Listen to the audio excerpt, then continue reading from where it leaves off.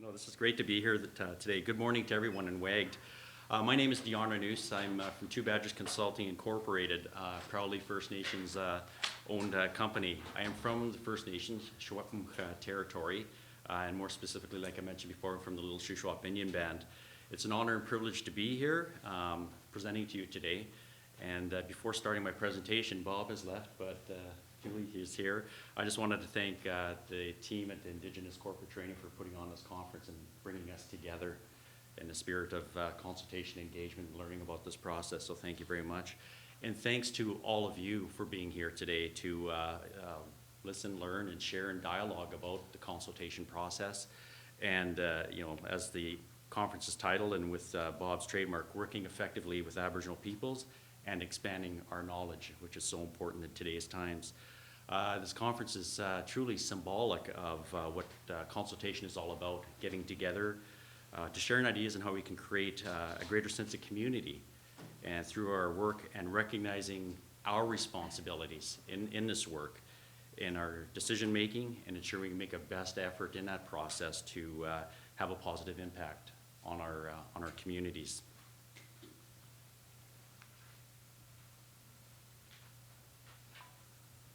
Oh, we're missing a turn there. But so today I'll be presenting to you on Aboriginal industry engagement from a First Nations perspective. I'll be sharing some of my experiences from my personal observations with industry Aboriginal relationships. Some of the subjects I would touch on are observed trends, best practices and worst practices, why engage, why it's important, the mission, vision, values, and objectives of our company, capacity building and corporate social responsibility initiatives, and also a little information on a unique initiative we at Two Badgers Consulting have been working on. I'll share with you at the end.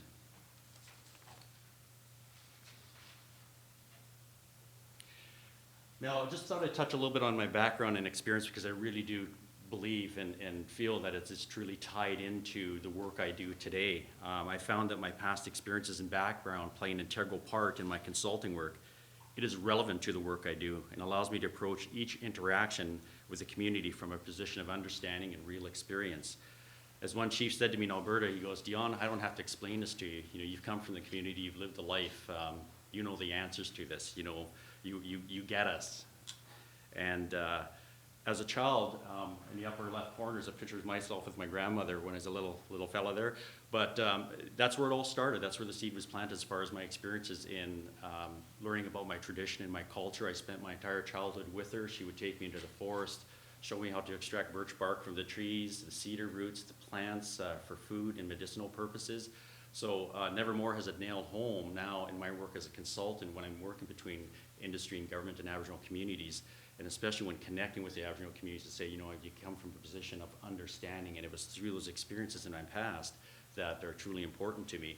It's a picture of the meadow where not only, my grandmother showed me the ways of our people, but her mother and ancestors beyond that. So there's definitely a generational thing. And that's why I have it there, a generational connection to the land. That's what we're all about. It's not only amongst the people, but we have that connection with the land. And I was very fortunate to have that experience. And I share that now with my daughter. She spends a lot of time with my mother learning about our traditional ways. And the same paths I walk with my grandmother are the paths I'm walking with my daughter today. So it's a matter of, and we'll talk to that relevance in the consulting work as we move on, because once again, it's getting back to understanding the people.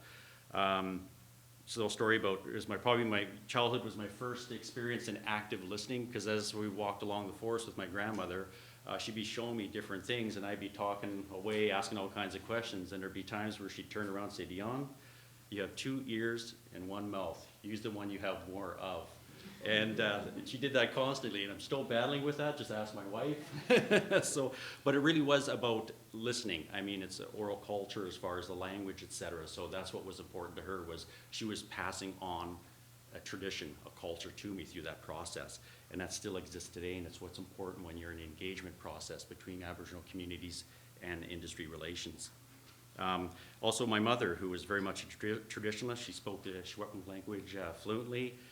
She was a big proponent for that. My first experience in Aboriginal engagement and consultation was probably in grade 6 when I did a presentation on my First Nations culture and my Shwapunk people, the history of our people.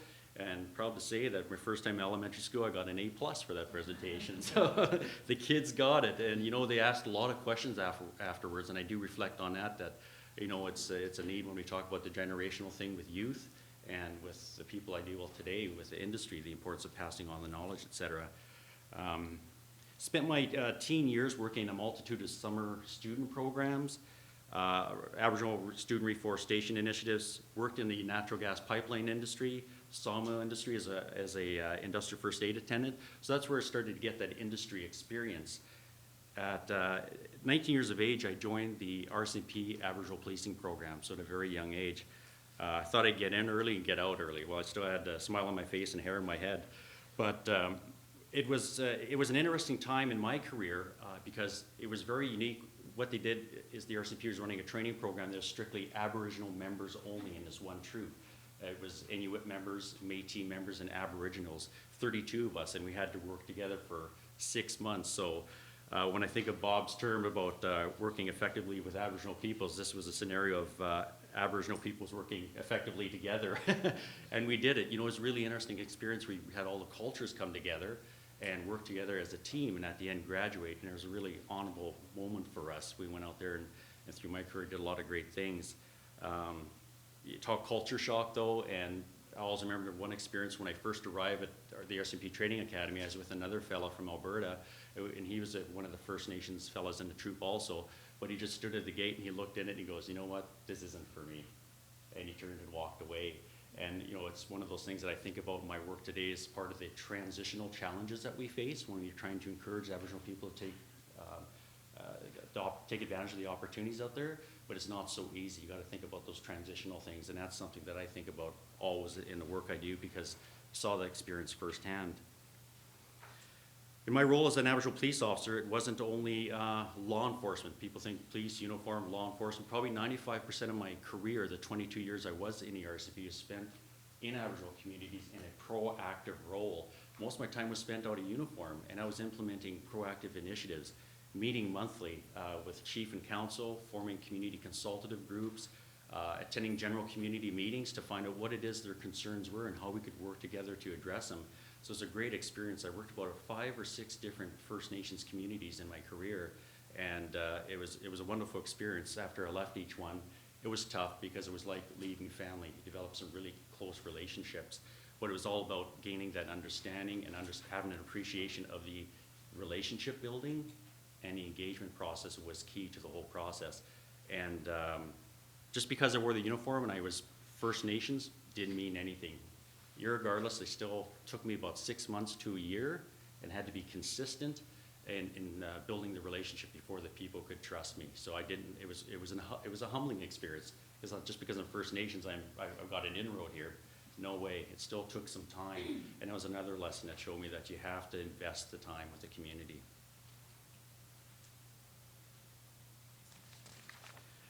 My last 3 years in my policing career was spent as a provincial liaison, and I was advising the management of the RCMP in proactive Aboriginal conflict mediation strategies. And Vic, you raised a good point about the situations with the youth and how we've had past situations that have been rather volatile. So my role was to research and find out how do we prevent those things from happening.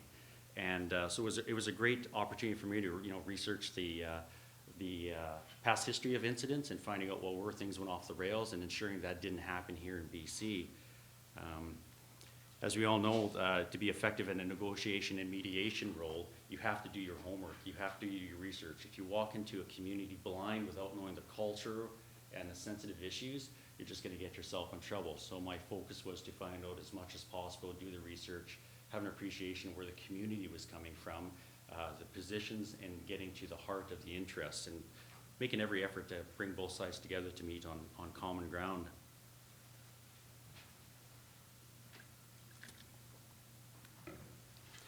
And also, like I've said, people in the legal profession probably would not like this statement, but I just believe that mediation beats litigation any day. So it's one thing I really push for in a negotiation or mediation role. And this is, like I mentioned before, is where I learned you had to be consistent, fair, and open to learning, and that the relationship building process was not a part-time job. It had, it's a full-time commitment. I began to focus in on solutions to prevent knee-jerk reactions. I found some situations were created from a lack of understanding, no thought behind the approach, failing to self-assess and ask, how does the community perceive my efforts to establish a relationship? And I began to see a lack of culture understanding and respect for the people, their traditions and beliefs as one of the primary issues that was getting a lot of companies in trouble. And I also saw little investment in a meaningful engagement strategy.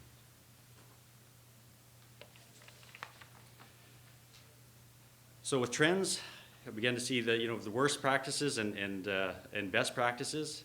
Began looking into that, and I found there to be a lack of knowledge on the dynamics of the political environment that was taking place here in British Columbia. You have over 200 First Nations communities. You got the treaty issues, territorial overlaps, Aboriginal nations and governments not respected as nations themselves. No knowledge of the UN Declaration of Free, Prior, Informed Consent, Section 35, all those things. I was quite surprised when I began engaging industry, or industry started coming to me, that their absolute lack of knowledge in these areas, and those are what are important to the people. So, one thing I really had to do is emphasize that and build packages to help industry understand, and it's a history lesson. It's where I relied on Bob Joseph and his team to come forward and bring the culture awareness program to some of these companies. Trends in Aboriginal Indigenous strategies we're starting to attract global attention. It's just not a localized thing, it's global now, all eyes are on it. In my research, I've kind of went around the world as far as checking on the different engagement strategies with companies, overseas, South America, even Mexico, and if you do the research, look into them, you find that there's a common theme in amongst them as far as the engagement strategies per se. So all eyes are on from a global perspective on how we're doing it. And I think Canada is being seen as an example to follow, but we have to maintain that process for sure. I think we're definitely trendsetters, but we have an interesting, it's interesting to see the acknowledgement from industry to say that you have to involve First Nations people in the process and really engage meaningfully. So through the trends process, I identified a need to inform and educate, as industry was truly out of the loop. These are just some of the examples of some of the worst practices I've seen take place, over my 5 or 6 years in the work I've been doing. Examples there.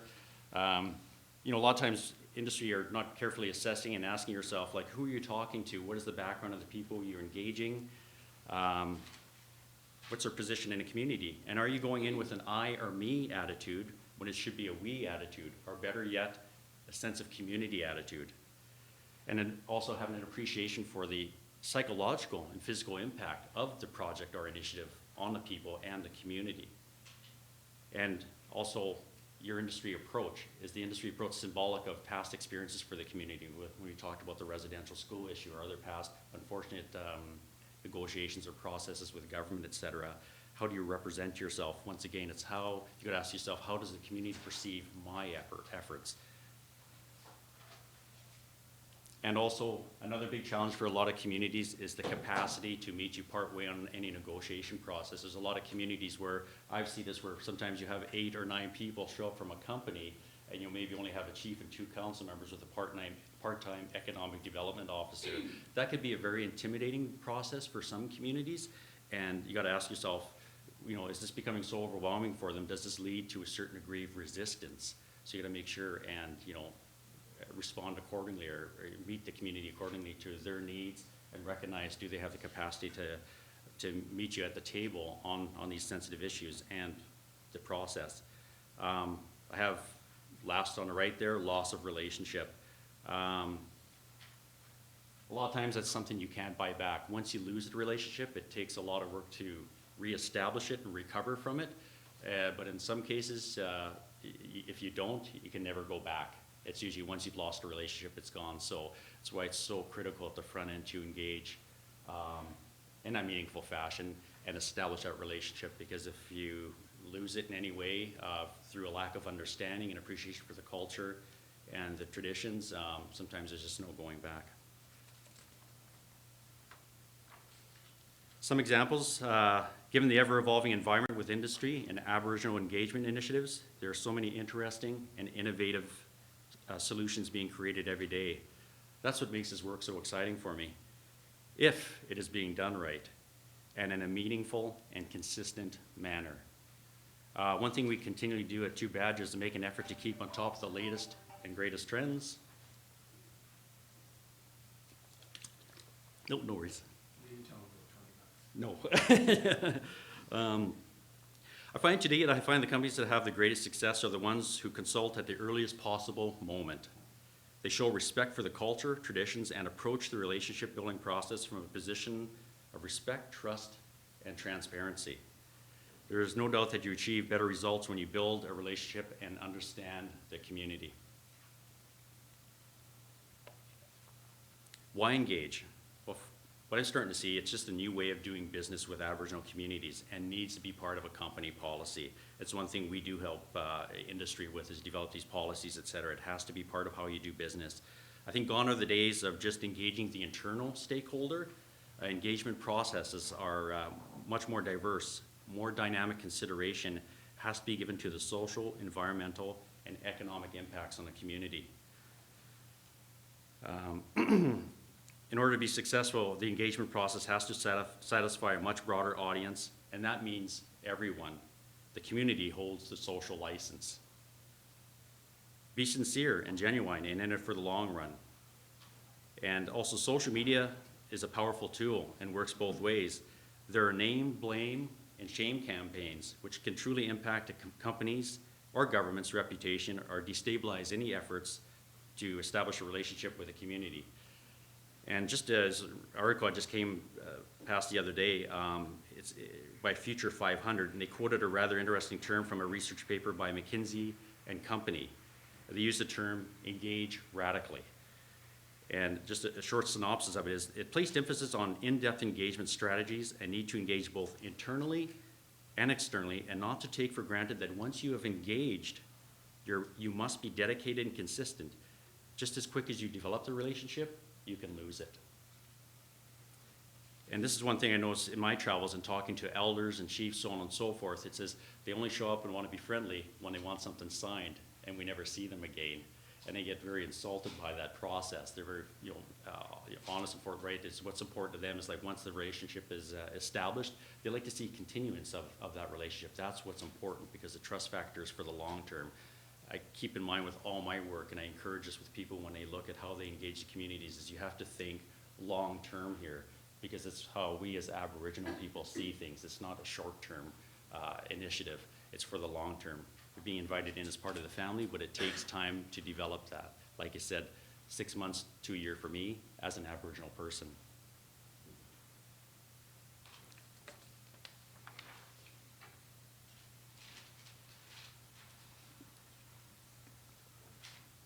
So this article is one of a multitude of articles out there that speak to why it's important to engage communities in a meaningful manner. And although dated, I have a little stat that was attached to that article. It was a 2008 study of 190 projects operated by the international oil companies. Shows the time for projects to come online has nearly doubled in a past decade. Non-technical risks accounted for nearly half of the total risks faced by these companies. And that stakeholder-related risks constituted the single largest category. So I think we would all agree that this trend continues, and if anything, the time frame for bringing projects online has expanded considerably.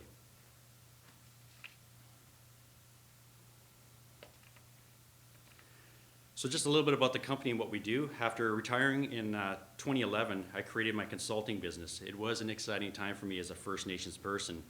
It was an opportunity for me as an Aboriginal person to give back and provide a service based on a solid understanding of both the Aboriginal and industry culture.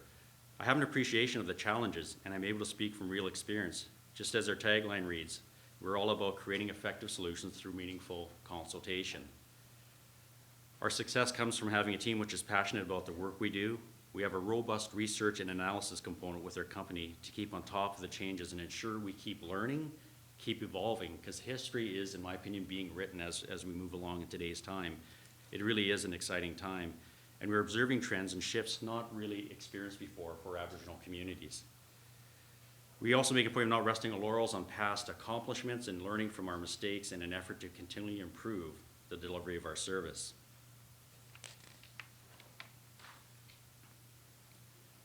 for us, like any good, any company doing the right thing, you have to have your mission, vision, values. And so much of my mission, vision, values come from what was taught to me from my grandmother, carrying that forward into my company.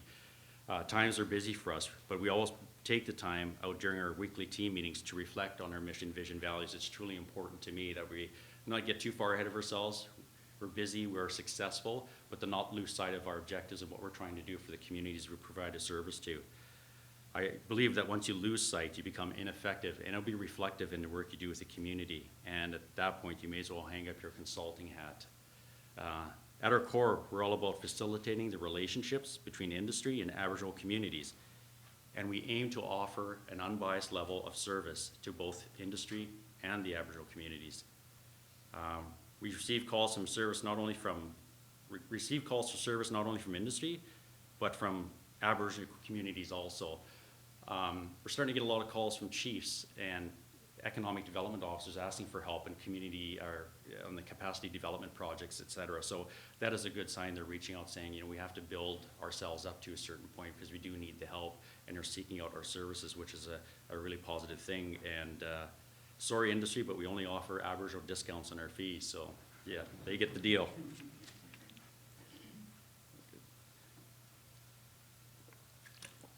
These are just some of the capacity building initiatives that we've worked on, just a list of them there. Picture in the corner is with myself and Verlin Olson. He did a really interesting article and paper in Alberta on connecting the dot and transitions, and it was good enough that it wasn't good enough that companies offer the jobs, say we're offering 30 jobs in an industry environment, but more so it was how do we get the people there? And he interviewed chiefs and elders and people who were affected by the process from top Alberta down. A really interesting paper on addressing and understanding the cultural sensitivities and why there was a challenge there, and working quite closely with the communities. And I keep in touch with them because it was one issue I started to notice was like I said, it wasn't good enough to offer the jobs. What are the things prior to that that are preventing people from accessing leadership skills, soft skills training, so on and so forth? We've worked on several examples. We're working on a financial literacy program right now through our program. We get that call a lot from chief and councils and economic development officers. Working with contractors, et cetera, who want to do the right thing, so we're helping them with mentorship and leadership programs. Our strategic alliance initiative that we're working on right now, we've had a lot of contractors approach us and want to do business with Aboriginal communities, but what's important to us is that they do meet a criteria, and the first criteria is cultural awareness. It's just not, for us, it's just not a check mark on the box. It's something they have to be involved in, have an appreciation for, and respect, but they also have to be willing to offer proactive opportunities for the community. So the company doesn't go past go with us if they want to sign on with us in an alliance and have us represent them, unless they go through this criteria. So it's just to ensure that we bring forward a quality service to Aboriginal communities, people that are going to do the job, number one, and perhaps also be a good example to those First Nations people or Aboriginal people working on the job site to say, if you're going to learn from someone, why not learn from the best? And that way they move forward and create their own opportunities from there. So it's our way of having quality assurance in our program. So the ultimate goal is to no longer ask the question, why consult, but rather, why not? Everything that is happening, the gold rush mentality associated to the resources in the grounds have placed a lot of pressure on our leaders, our decision makers, and I believe we need to keep in mind the land defines the people. I know this from experience in my community. We have to be thoughtful and strategic and work together. We're all in this together. Through thoughtful and strategic partnerships, I'm confident we can create a win-win situation for all. Cook's Jam. Thank you.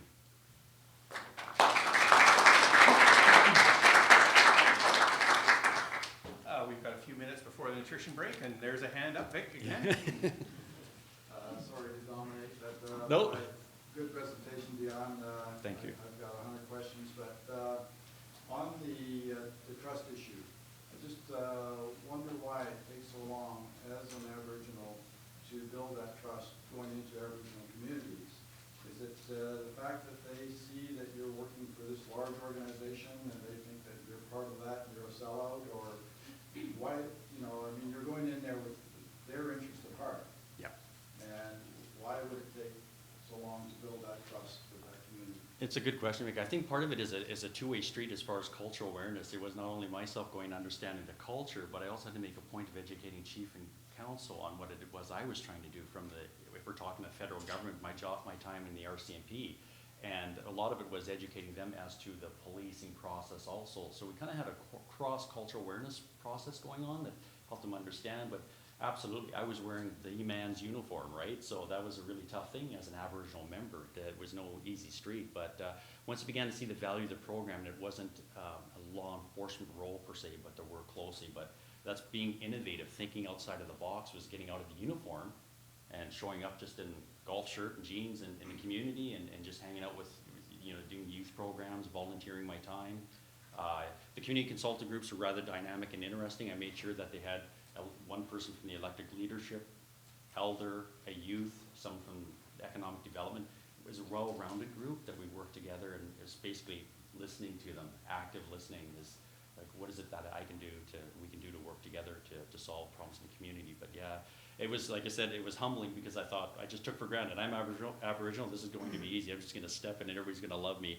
Not the case. Yeah, but you know what? Taught me a lot about myself and my approaches and the value of relationship building, for sure. Yeah. Did you over those 22 years see change from the initiatives you put in place and substantial or? Gradual, slow process, and I think, to be honest, it's one of the reasons federal government is federal government. You're guided by policy and guidelines. As a consultant, I create my policies and guidelines. So freedom to think outside the box and really create things, you know, from my experiences. I honestly think I'm having more success now and seeing more change now because we're connecting also. There's a lot more of us connecting that all have this common place as far as wanting to create great things for all our communities. So I think that's where, this is an example here, this conference of us moving in the right direction. 10 years ago, did we see these types of conferences? No. So definitely a step in the right direction. I think aquaculture is in a bit of a special spot as far as industry is concerned. You know, we're not an extractive industry. We're building long-term, you know, multi-generational relationships, and we're lucky enough to have some, you know, second-generation farmers coming out of staff, you know, that we've had for many years. What do you see as far as challenges and potential pitfalls as far as long-term relationships in helping develop that financial literacy and some of those sensitive topics around sort of, you know, how capacity building in that area can be moved forward? Yeah, I think it's a matter of how the program is introduced and that you're bringing forward something that is actually productive and meets the needs of the community.